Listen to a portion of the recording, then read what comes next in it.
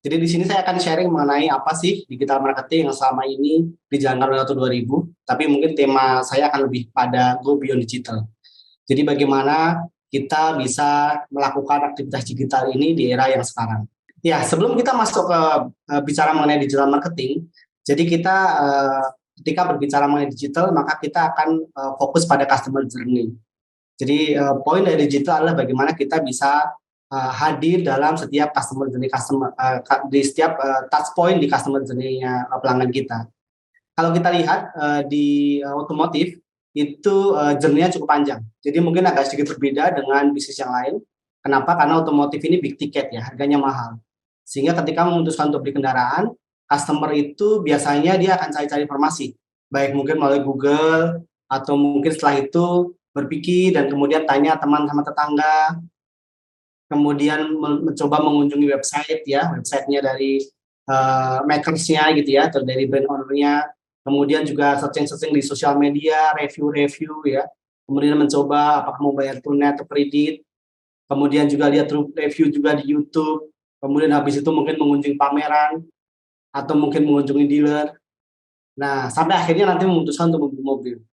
Sehingga ketika misalkan customer itu mempunyai banyak sekali touch point, maka fungsi digital ini adalah bagaimana kita bisa hadir di touch point customer yang memang sesuai dengan journey-nya dia berhubungan dengan digital. Sehingga kita tidak bisa pisahkan sebenarnya antara digital dan non digital, antara offline dan online. Ketika kita berbicara digital tapi tidak berbicara dengan offline, maka kita tidak berbicara mengenai end to end customer journey, mengenai keseluruhan daripada journey customer itu sendiri. Nah, ini kesalahan utama dalam kita implementasi digital. Kita bisa melihat perubahan dari behavior customer itu sendiri.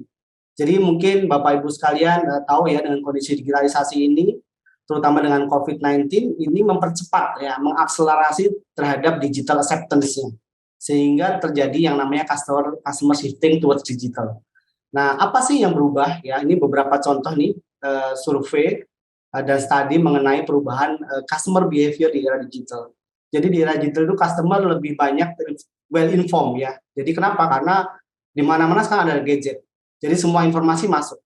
Jadi informasi itu sangat mudah sekali untuk masuk pada customer, sehingga customer mendapatkan informasi yang cukup banyak. Dan ini pun sangat cepat ya, informasinya sangat cepat, berubah setiap menit. Nah, sehingga customer ekspektasinya berbeda. Ekspektasi customer juga bisa dilayani dengan cepat. Kemudian customer juga sekarang lebih susah untuk dipengaruhi ya dibandingkan dulu. Jadi lebih pada self directed. Kenapa? Karena customer sudah banyak mendapatkan informasi dari pelaku eksternal selain business owner itu sendiri, dan itu lebih mereka percayai. Kemudian juga customer karena banyak informasi, banyak pilihan, sehingga dia relatif lebih picky ya.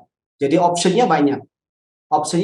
Sehingga kalau opsinya banyak, untuk memilih opsi yang lain itu juga cepat. Kalau dulu mungkin kita bayangkan orang memilih satu produk, dia mesti mengunjungi showroom-nya, dia mesti mengunjungi tokonya. Pilihannya terbatas.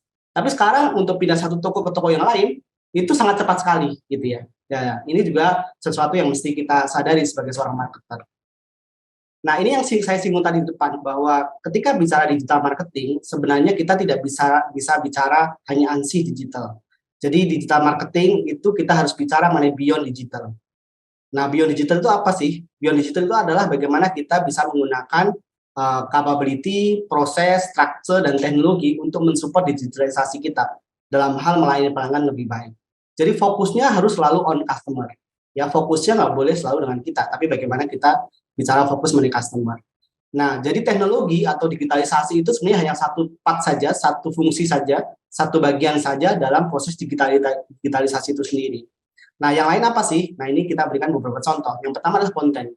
Bagaimana bisa kita create konten yang itu memang relate dengan customer. Jadi konten itu tidak boleh kita berdiri sendiri tanpa ada relevansi dengan target market kita. Nah, ini satu challenge tersendiri, bagaimana kita bisa memanfaatkan nanti above the line, below the line, dan through the line untuk bisa engage konten. Kemudian yang kedua, kita bisa memanfaatkan data analytics. Kenapa data analytics? Karena dengan teknologi sekarang, analytics ini membuat kita untuk bisa mengamati dan menganalisa behavior dari customer. Sehingga nanti offering yang kita lakukan itu lebih personal. Jadi personifikasi daripada offering pada customer.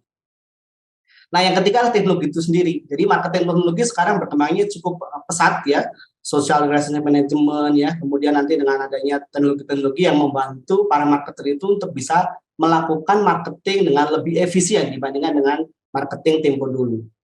Nah, yang tidak kalah penting juga adalah bagaimana campaign operation.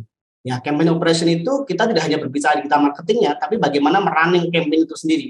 Bagaimana kita nanti memilih media placement, targeting audiensnya, optimasi dari ads-nya, kita A/B testing ya dari ads tersebut. Kemudian juga kita bagaimana kita bisa tracking prosesnya dan juga kita bisa ukur dari resultnya itu sendiri. Nah, ini juga cukup heavy di campaign operation. Nah, dan yang terpenting yang sering orang lupa adalah bagaimana kita develop people-nya sendiri dalam digital itu. Kenapa? Karena digital transformation tidak hanya berbicara mengenai digital, tapi mengenai transformasi. Nah, transformasi itu melibatkan change management, melibatkan people. Nah, salah satunya adalah bagaimana kita bisa membuat spirit yang agile di tim kita, kemudian kita juga bisa develop digital culture. Nah, apa yang Auto 2000 lakukan? Jadi kita melakukan digital marketing itu dengan 3 strategi. Yang pertama adalah bagaimana kita juga bisa optimasi di own media. Kita mempunyai Auto 2000 Digiroom. Ini adalah the first Toyota digital showroom dengan seamless end-to-end experience pada pelanggan kita. Jadi satu platform commerce yang berjualan mobil, ya. Tapi tidak hanya berjual mobil, dari kita mencari mobil, berjual mobil, kemudian memiliki mobil, sampai menjual mobil itu sendiri dan trade-in dan repurchase gitu ya. Jadi kita end-to-end. Nah, yang kedua adalah paid media. Paid media itu bagaimana kita juga mengoptimalkan media-media berbayar gitu ya. Dalam hal ini mungkin ada Meta, ya, ada Google dan yang lain-lain untuk mendrive traffic menuju ke dalam landing page kita atau aplikasi kita. Nah, dan yang ketiga adalah earned media. Jadi bagaimana kita juga bisa memanfaatkan earned media dalam hal misalkan referensi daripada customer, dalam hal organic ranking dalam Google Search Engine dan segala macamnya. Nah, 3 hal ini yang kita lakukan untuk mendrive traffic dan conversion di tempat kami. Bagaimana kita bisa selalu juga memanfaatkan search engine optimization ya, atau mungkin banyak dikenal dengan istilah SEO. Jadi ini adalah salah satu source traffic kita, di mana SEO itu bersumber pada source traffic yang organik gitu ya. Nah, ini kita lakukan beberapa strategi seperti keyword research, kemudian setelah keyword kita lakukan on-page optimization, nah dengan meta title, meta description, keyword dan segala macam, kemudian kita content creation dan akhirnya juga off-page optimization. Nah, ini yang menjaga bahwa presence kita dalam search engine itu akan selalu terjaga. Nah, yang utama adalah bagaimana kita melakukan digital marketing ini, baik itu dari sisi top of the funnel sampai ke bottom of the funnel ya. Jadi kita melakukan digital marketing tidak hanya fokus dalam satu sisi, bagaimana membangun awareness saja gitu ya, di top of the funnel, tapi juga bagaimana membangun awareness, kemudian consideration ya, dan akhirnya conversion.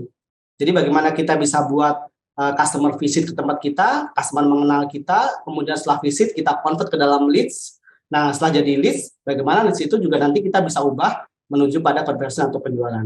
Dan ini yang menurut saya juga cukup penting ya. Tadi saya sempat sampaikan bahwa kalau di kami fokus dalam digitalisasi itu paling penting adalah bagaimana kita bisa memberikan experience yang terbaik pada pelanggan. Jadi develop digital experience untuk customer itu menjadi satu yang sangat krusial ketika kita bicara mengenai digitalisasi. Jadi apa yang kami lakukan? Yang pertama adalah kita mesti mengerti kebutuhan customer, understanding customer needs. Nah, kita biasa melakukan namanya customer immersion ya. Kita immerse dengan customer, kita mencoba menggali sesuai dengan persona yang mungkin kita udah identifikasikan, kita pilih beberapa persona dari customer kita, kemudian kita lakukan immersion ke mereka, kita tanya pain point-nya apa yang bisa kita bantu ke mereka. Kemudian juga kita menggali daripada frontline kita, karena frontline kita sering berhubungan dengan pelanggan. Kemudian juga kita mendapatkan feedback dari pelanggan melalui rating dan review. Nah, ini adalah source kita untuk menggali dan kemudian menemukan apa sih pain point yang dirasakan oleh pelanggan. Kemudian dari situ kita transformasikan ke dalam UI UX improvement. Jadi ketika misalkan isunya memang ada isu di customer journey, maka UI UX ini juga salah satu hal yang sangat berperan karena ini membantu customer journey di era digital. Kemudian setelah itu bagaimana juga kita bisa content enrichment. Jadi konten ini harus dinamis dan harus berubah sesuai dengan kebutuhan pelanggan. Dan sekali lagi seperti yang saya bilang di depan, ini harus relate dengan pelanggan gitu ya. Nah, dan pelanggan macam-macam, sehingga kita harus mendefinisikan konten itu untuk bisa relate dengan banyak macam pelanggan. Nah, yang tidak kalah penting juga bagaimana kita bisa membuat ketika pelanggan nanti akhirnya masuk ke bottom of the funnel, kemudian melakukan conversion, penjualan, nah itu juga terjadi seamless order management. Nah, ini adalah satu kesatuan yang kami lakukan gitu ya, untuk bagaimana kita bisa membuat digital experience dan customer experience yang lebih baik pada pelanggan kami.